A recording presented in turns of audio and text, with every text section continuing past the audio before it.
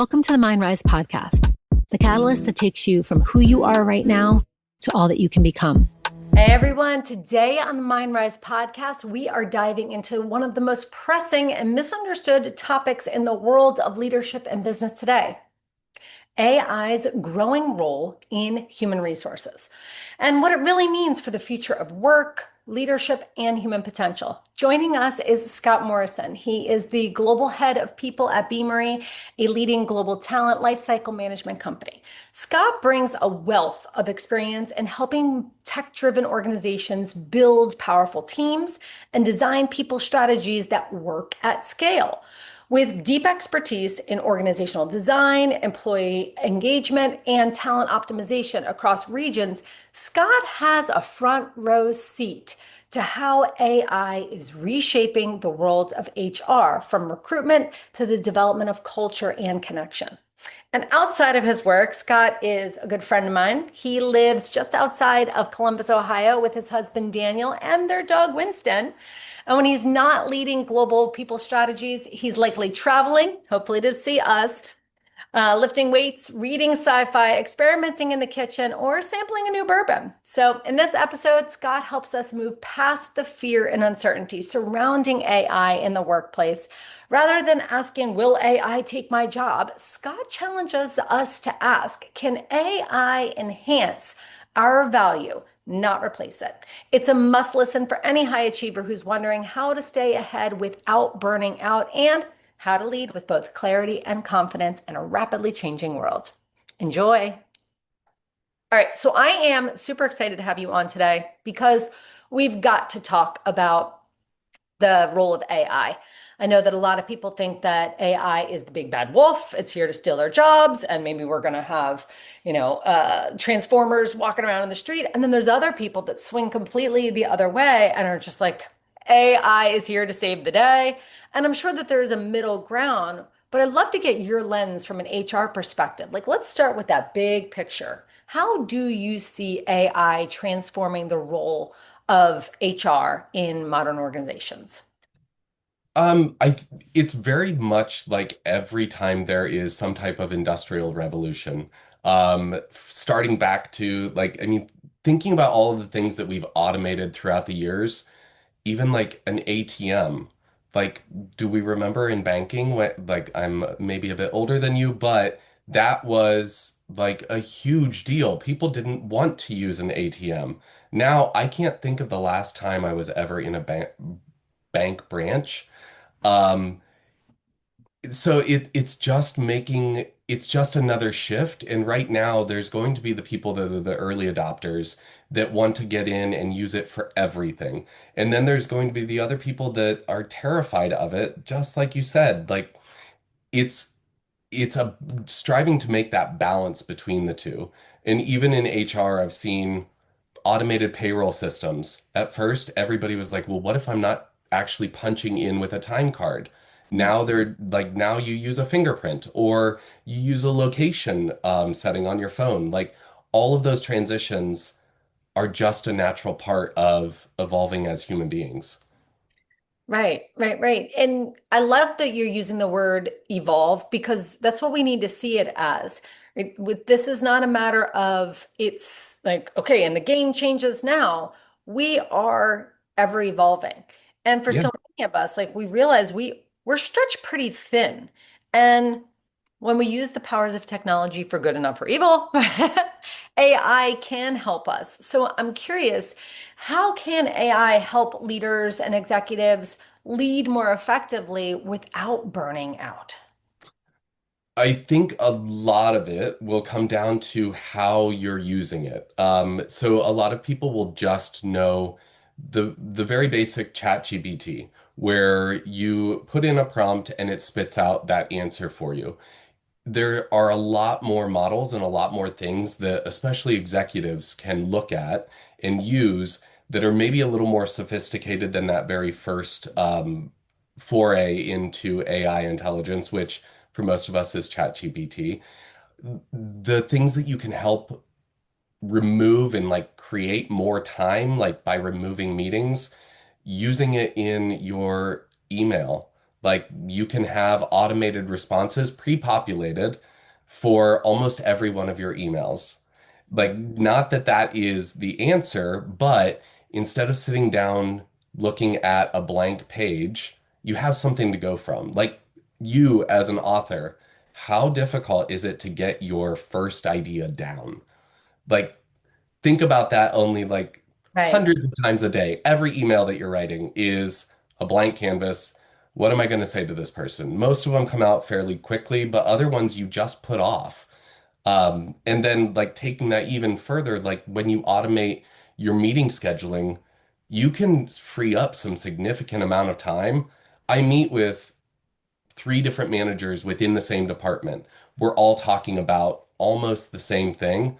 What if we could maybe move that into one meeting? That's 2 hours that I just saved out of my week. Like those types of things that constantly bleed into my home life because I'm spending 2 hours in a meeting that I didn't really need to be in. That means I get that time back to actually go out and like walk my dog or carry my dog because he's old. Um, like all of those things help give you more time back. And that's if you see it as that way, then it's sometimes not as scary when you think of it as your assistant versus it as another entity in and of itself. I love that lens around it being your assistant or even like being like a brainstorm partner, right? So, what areas of human resources have you seen the biggest impact from AI so far? From talent or onboarding or performance management? Like, where's that like biggest bang for your buck AI influence that you're just like, okay, this is getting our time back? Um, so time back, I would say like one of them is scheduling. The other is easily performance management. Just thinking through like my last review cycle, I now have like now I use a more sophisticated system than I've been able to use in the past.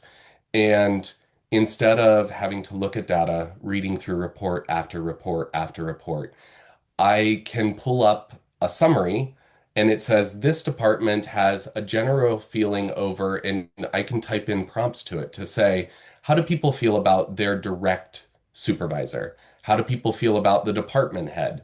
And it will automatically pull from everyone, which also maintains everyone's anonymity. It will pull from everyone and generate, this is the overall consensus that we've come to. If it's way off, then yes, AI does make mistakes. And if I feel that this answer is completely wrong, then I go and dive back into it. If it's already with the general consensus I've had from my one-on-ones, my skip levels, I know that this is something that I need to look into more. And then I can even do like a heat map to say, where is this common in other areas? Is there a common denominator? Instead of going through every single review, reading hundreds of them and trying to remember, oh, well, this department had a similar issue, but they've also just in like enabled a return to office protocol that may be related to this because this other group is also part of it. I don't have to read every single review now to get to that same outcome. So it's vastly changed how I'm able to, one, coach managers, coach directors, and then also reallocate resources of my own direct reports to say, we need someone to support this department a little more heavily so that they get the support that they need through this transition phase.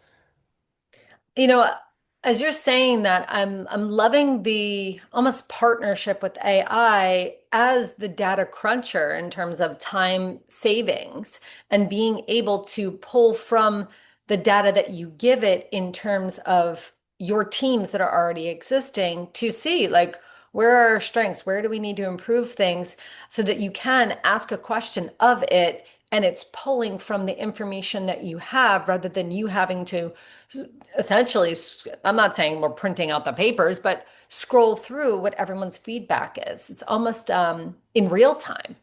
Yeah, and I do remember like back in several years ago when I was in HR, one of my duties was printing off entire, like, and this was for close to 800 people. I printed off, and I was an HR assistant then, going through and highlighting in different colors certain issues.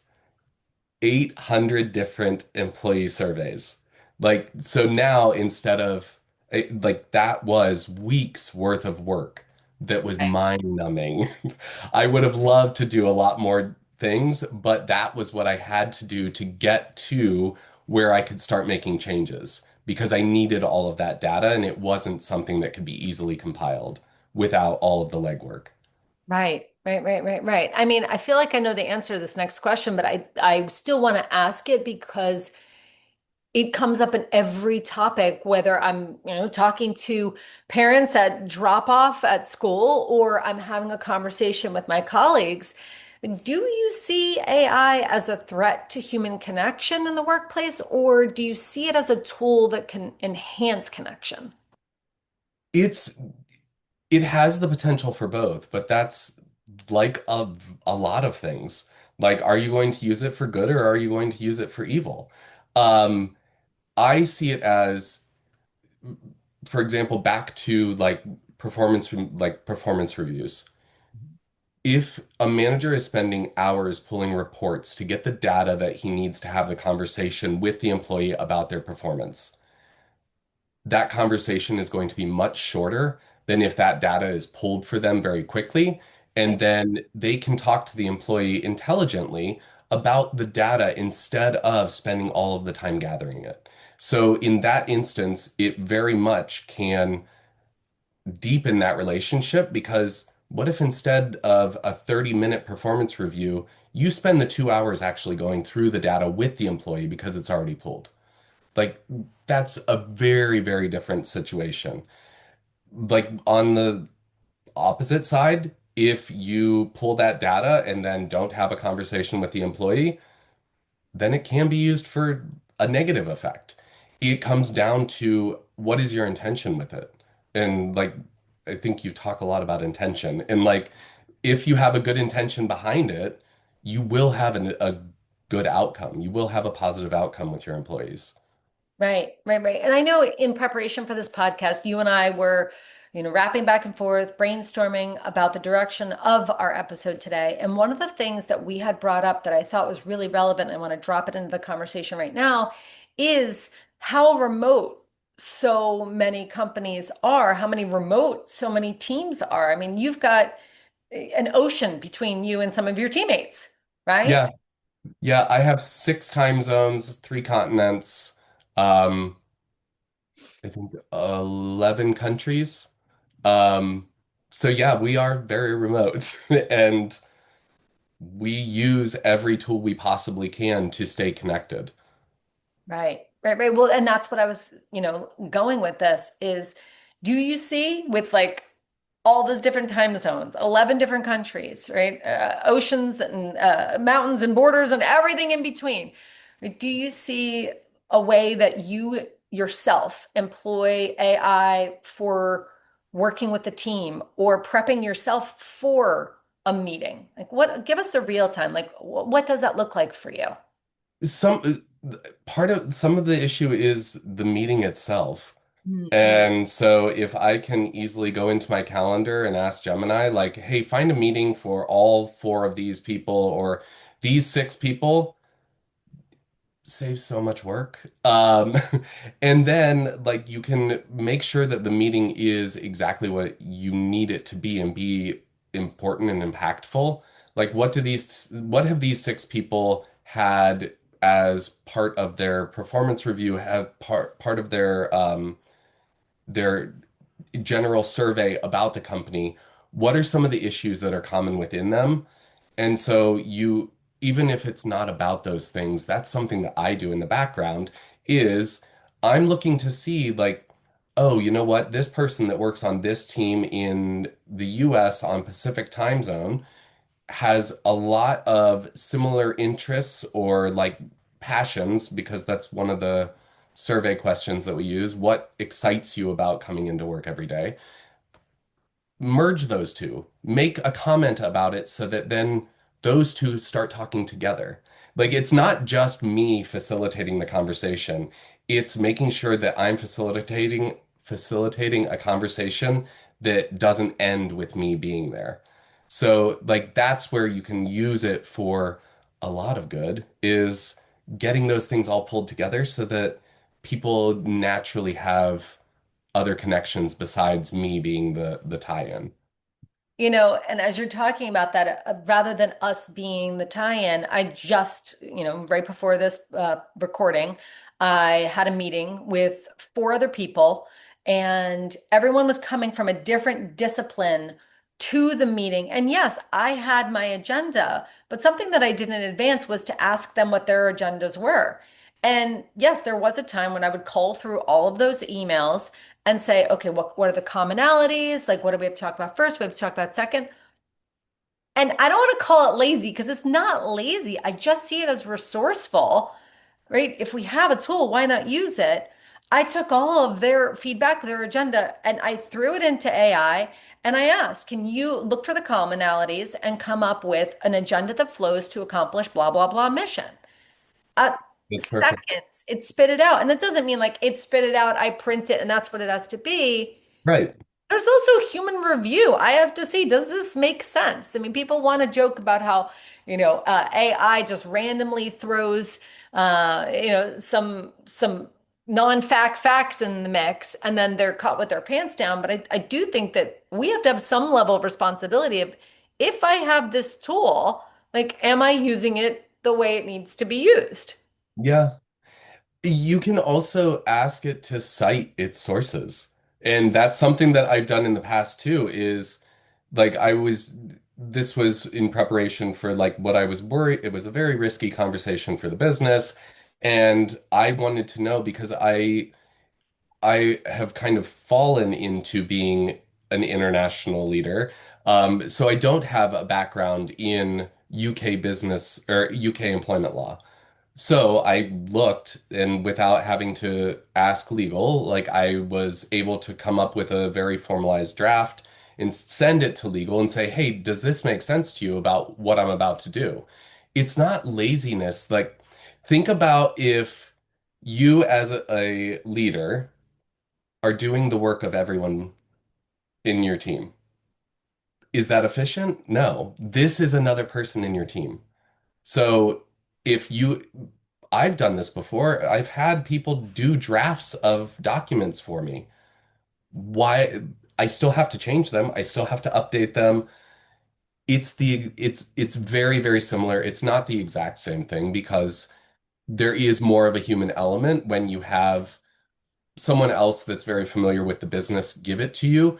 But I also challenge my employees to try to use AI to start projects. Like that's how I get them to like not only adopt it and feel better about it, but to move faster. Sure, I'm with you. I think it is the efficiency, but not the efficiency necessarily so that we could do triple the amount of things. I mean, I think it is going back to your earlier point to get your time back. Yeah. Your time back. And I love your lens on this.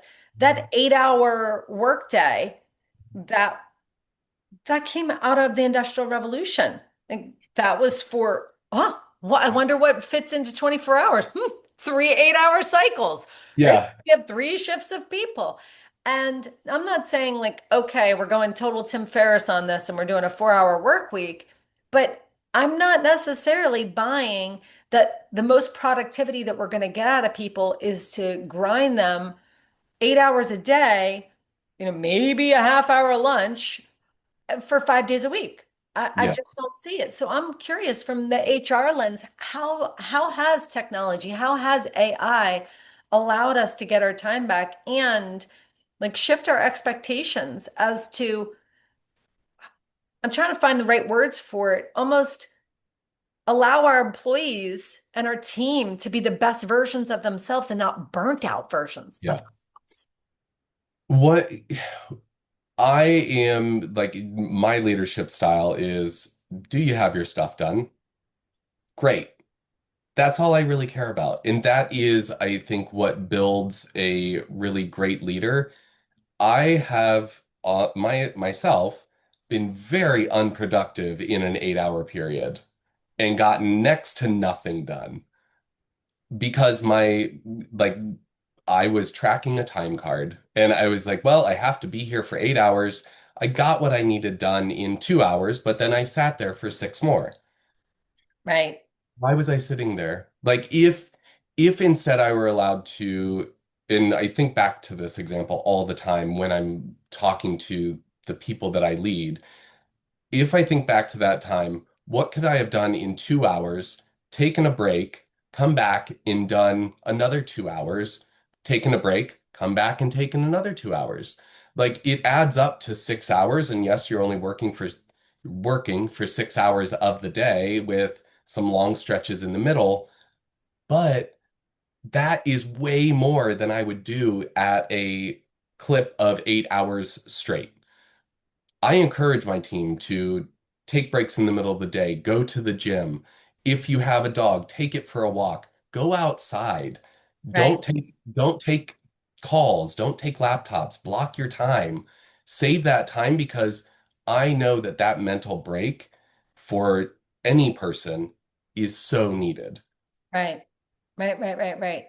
Yeah, I'm with you. It is that mental break, and I love the permission slip in so many ways because you are in the permission slip space as a leader to say, "Hey, here's an example of how it could be done." And you have permission not to also have your phone on at the same time. Now, there are different industries in which there's different circumstances. If you are on call as an emergency room doctor, please have your phone on. We need you to Yeah. do that, right? Yes. At the same time, it's so interesting to even look at the way we work, right? And Kathy Kolbe, I don't know if you're familiar with the Kolbe assessment, but she talks about this, the KOLBE for anybody who's listening, that she talks about a conation, which is the way in which we work. Some of us are quick starters, some of us need a ton of brainstorming time and then we're going. Some of us are just like we're slow to start, but then once we get momentum, we're going. Everybody has a different work style. And then throw neurodivergence in there. Like Play. it's Absolutely. it's not as in some ways it's made work much more complex when you think of all of those things, but we're living in an ever more complex world. Like we have access to information in seconds. Like what used to be hours of research can be found by saying, "Hey Google." Like we have all of these things that are at our disposal, but if we're if we're not using it to the benefit of ourselves as human beings, it's kind of worthless. I couldn't agree more. And Scott, going back to your example about drafting and then sending it over to legal, like in no way am I looking to Google or ChatGPT or any of the AI tools that we have to replace a law degree or Correct. replace the education that you have, I have. Absolutely not. But I don't know about you. I feel better when I get a little bit of a digital download so that I can have an idea of the language I need to use, the scope of what I'm talking about, so that when I do approach legal, I feel like I can ask my questions intelligently. It's not replacing them by any means, but in it, to me, it feels like I'm saving myself 6 or 8 back and forths so that we're on the same page. Like, what if I can Mhm. get as much a digestible snapshot Yeah. to speak eloquently to it. Yeah, it saves a lot of the back and forth because now, like, I know in the UK, there are certain standards you have to meet. There are certain criteria that are required for, like, exits, for onboardings, for all of those things that I only know because I was researching them. And a lot of that research was not only give me this answer, but also give me this answer with the citation so that I can bookmark that citation and Right. intelligently speak about it. Because I can go in and read, okay, well, this is what the new law is. I have that information. Legal, how would you interpret this as because I don't have a black and white job. Like there is no right or wrong. There is a Right. lot of gray, and that is where I dance. And so it's how big of a risk is this, and is it one that we're willing to tolerate? Right. Right. Absolutely. And whether that's illegal or other elements, I mean, you're not an engineer, but you work with a ton of engineers, right? So to be able to bridge that gap by speaking their language or at least getting as close as one can, to me, I see that as enhancing the human connection. Yeah, I didn't know, like I knew of the word coding, I knew of the word vibe. I didn't know what vibe coding was because I was like, is that just changing the colors? Like, is that making it look prettier? Like, what is this? I asked ChatGPT and then it showed me an example of vibe coding and I was like, oh. And like that gets to the point of like, okay, like so now we can actually ask an LLM to code for us and it will create code. I've written lots of code. Written is a loose term, and engineers, if you're listening, don't get mad at me. I haven't written it. But I vibe coded it. And sometimes it works, sometimes it doesn't, and I had to alter my prompts. So it gives me a whole new lens to understand what they've done on a day-to-day basis. I see nothing on that page besides a bunch of squiggles, dots, lines, like makes no sense to me whatsoever. But I can still create it without having to know what all of those things mean. And it also makes me really, really impressed that people know this whole entire other language. Absolutely. Absolutely. So that kind of goes to that place where, I think that of AI, like, and again, using that as an umbrella term for all the different tools that we have, but I do think of it almost like a Swiss Army knife, right? Where it has a lot of different attachments. It has a lot of different uses, and we're not going to know how to use all of them perfectly, but it's not about using them perfectly. If anything, I think that AI supports emotionally intelligent leadership by saying, like, hey, I have this tool, and how can I connect with you over this new shared language that I might not have understood when you were talking to me about vibe coding before? Yeah. I think it's helping to deepen those connections because and it also is helping because people have a common fear around it. Even if you're talking to engineers, there is still a fear of AI replacing them as engineers. I have a different set of fears about AI, Hmm. but in a weird way, like that also makes us have a similarity that we can talk about. Like, how is this changing your role? Oh, how is it changing my role? Like, it is a common factor that we constantly talk about. Because there are some engineers that are very averse to using vibe coding. There are some HR professionals that will never look at AI as a tool that they will use in assessing workforce, like their workforce, in assessing their talent that's coming in. There are some people that are just going to be hard nose on it. That's okay. It's just you may get passed up.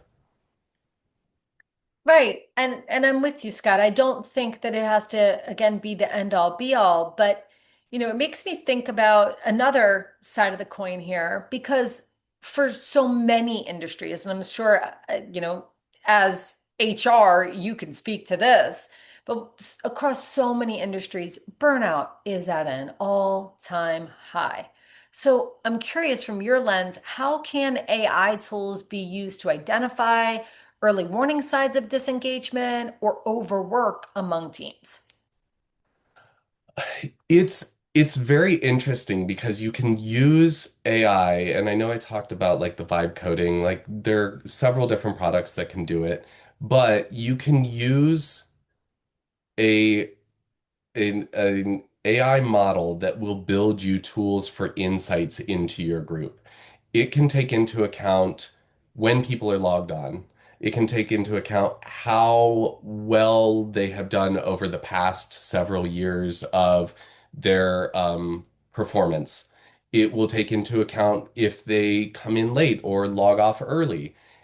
It can identify those trends for you. So it's not, it gives you a warning sign. It doesn't give you a fix, but it does allow you to start to see areas where if you go from someone that has been logging in early and logging out really late every day for months, and then you see the inevitable drop where they have become burnt out, then you see, oh, now they've shifted and they can't be bothered to be at work on time, and they're going to be the first one to leave.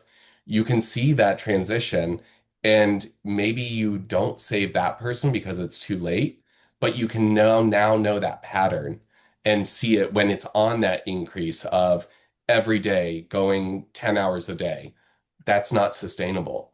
So Right. you can use some of the early intervention techniques then. And have honestly used AI to ask, what are some early intervention techniques I can use on an engineer or on a product marketer or anybody to help them avoid burnout or remedy burnout and start coming back from it. Right.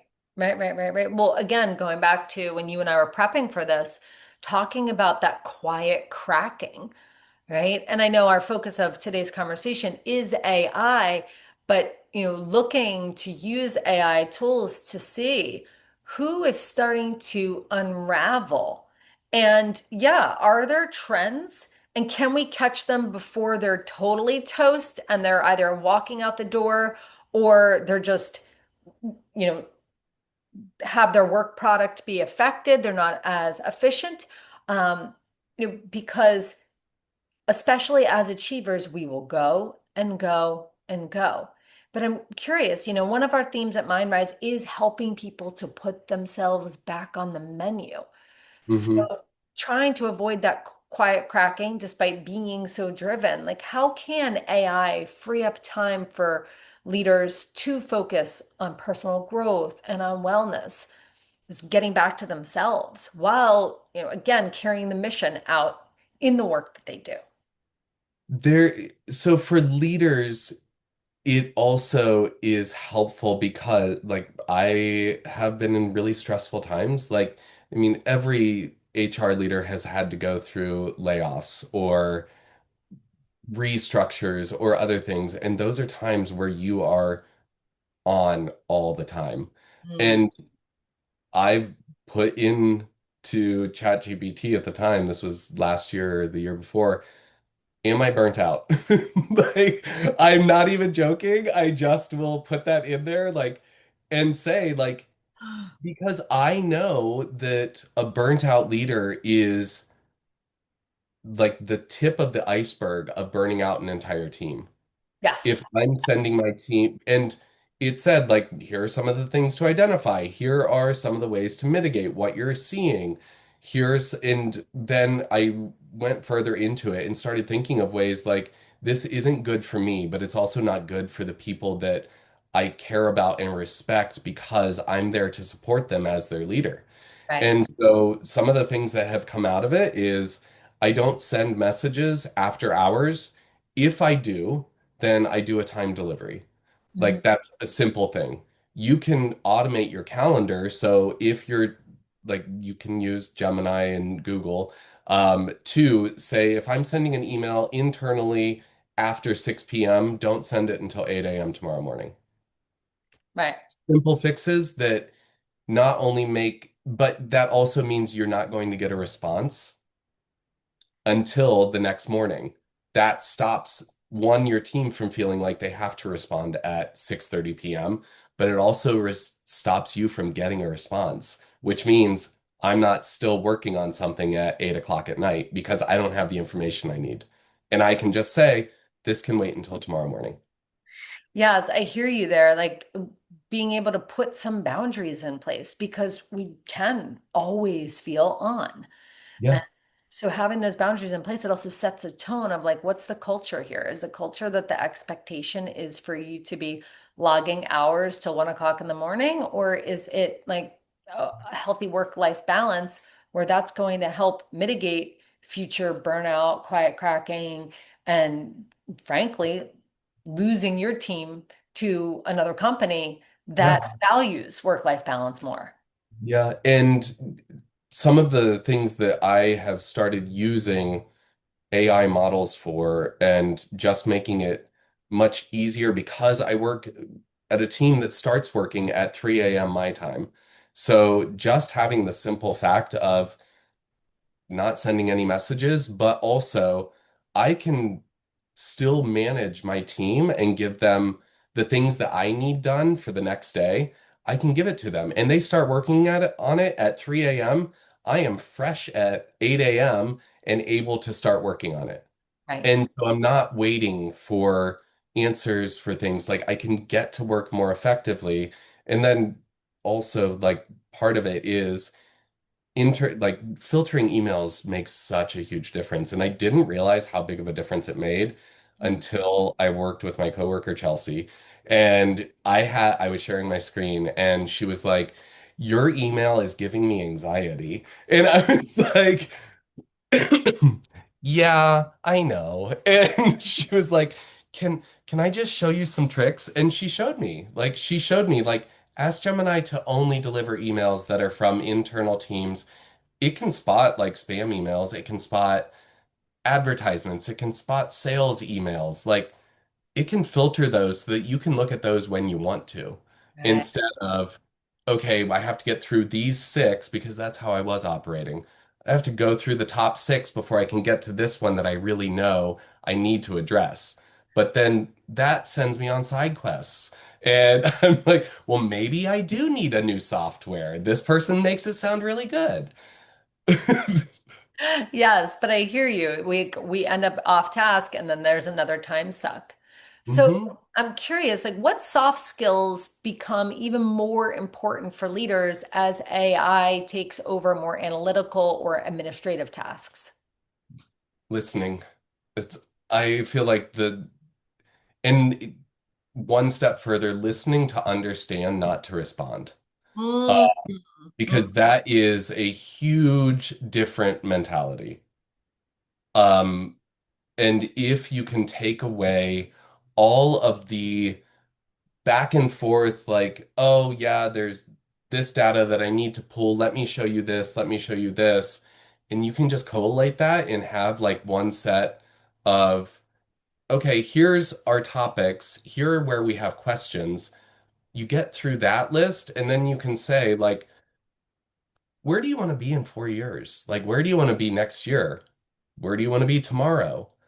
Like, what are some of the things that I can do to help you move into that role? If you are a confident leader, you want your team to grow beyond you.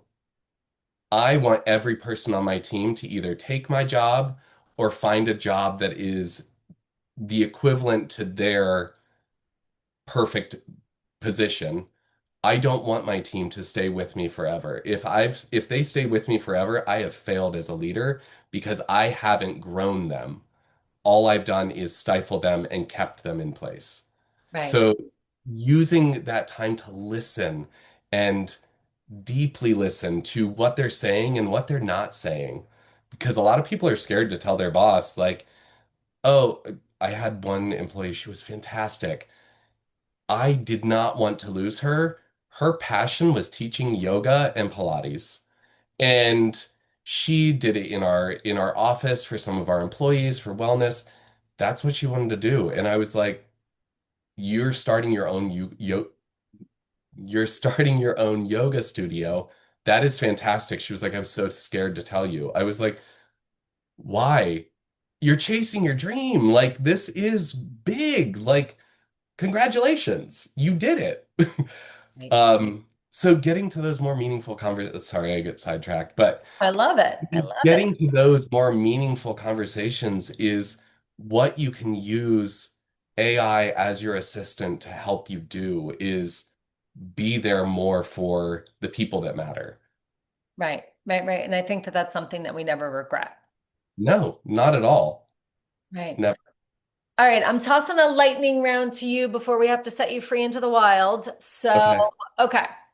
What's one AI tool or trend in HR that you think every executive and leader should be paying attention to right now? Workforce intelligence. I know it sounds odd, but the most painful thing that we have to do is doing layoffs or downsizing, whatever you want to call it. All of it is painful.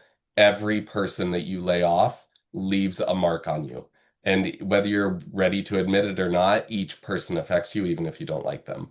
Um, but being able to understand not just what the person is doing, but what they can do outside of their current role means that you're able to shift people instead of saying, your job's no longer available. You can say, and there is another opportunity over here. I know from your past experiences that has been pulled from LinkedIn or all of these other things that you have already started on the path down it. Would you be interested in this? And then it also gets the employee to a point where they now have the power back. It's not a you're gone, bye. It's a we can't use you here now, but we still want you here. Right. And we still want you to do this. If you're up for the ride, fantastic. And it will also lead to one of the best retention strategies that you could ever have. Love it. Workforce. I love it. Absolutely. Workforce intelligence. All Yep. right, next one. What is the biggest misconception that you hear from leaders about using AI in their organizations? This I think that most people think that AI's biggest, um, like most went after population is the lower levels of staff. And this is an unpopular opinion among leaders.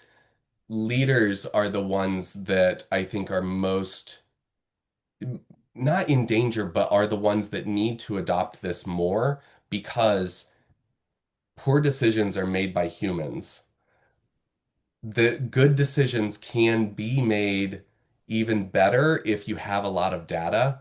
The more data points that you have, the better decision you can make. But if you can remove some of your ego out of it, then you're on the path to actually being a fantastic leader. I've seen a lot of egos get in the way of good decisions. Great point. Absolutely. All right, two more and then I'll let you go. Okay. If you could wave a magic wand and use AI to solve one HR or leadership challenge, what would it be? Consistency in hiring. So it's very difficult because every person is an individual, and that isn't just on the side of the candidate, it's also on the side of the interviewer. And it may, like, there are times where I know that the candidate may have not meshed with the leader and they may have needed some coaching to be able to work together more effectively, but we're losing out on a lot of talent just because we're relying very, very heavily on vibes of like an interview. And if we can eliminate some of that, one, it helps to make like equity so much better because we're no longer doing it based off of preconceived notions. But two, we can like I know like you also can fix relationships where people can work together, but sometimes we just don't give them the chance because they had a really bad interview. So we could probably change a lot of things there and make some really great hiring decisions. I love that. I love that. All right, last one. What advice would you give to a high performing executive who is feeling burnt out, but they're unsure how AI fits in their path forward? Ask ChatGPT how it fits in.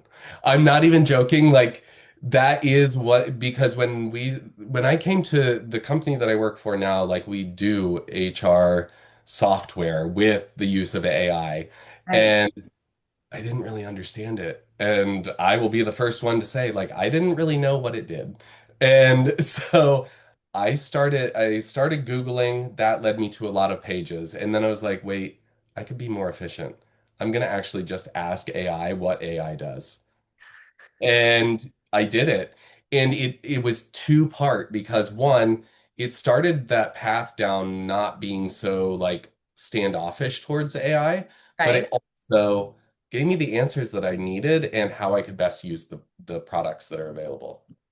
I'm with you, Scott. Don't overcomplicate it, right? Mhm. Ask the question. Make it And then work. guess what? You can ask a follow-up question. You can ask another follow-up question. But I'm with you. I think that the takeaway, as you've shared with us today, and of course, we're going to put all the goodness in the notes in the show notes, and feel free to reach out to Scott on LinkedIn because he'll be hanging out there. Um, it's really, let's not overcomplicate it. Let's not be intimidated. Let's try it out. What's the worst case scenario? You ask a question and then you use none of the information. Okay, right? It's more like you didn't have that information before. So like it's a Absolutely. no-lose situation. Right. And fact check. Don't don't think the ChatGPT is a law degree. Get as much information as you can and then go fact check it with the humans. We're working together, humans and computers. Yeah. Kumbaya. Yeah. Awesome. Thank you so much for having you on today. This is great. Thank you so much, Bailey. This was fun. Thank you for joining us on this episode of the MindRise podcast. Check out our show notes for details and to get in on the latest at MindRise. Visit us on Instagram at the MindRise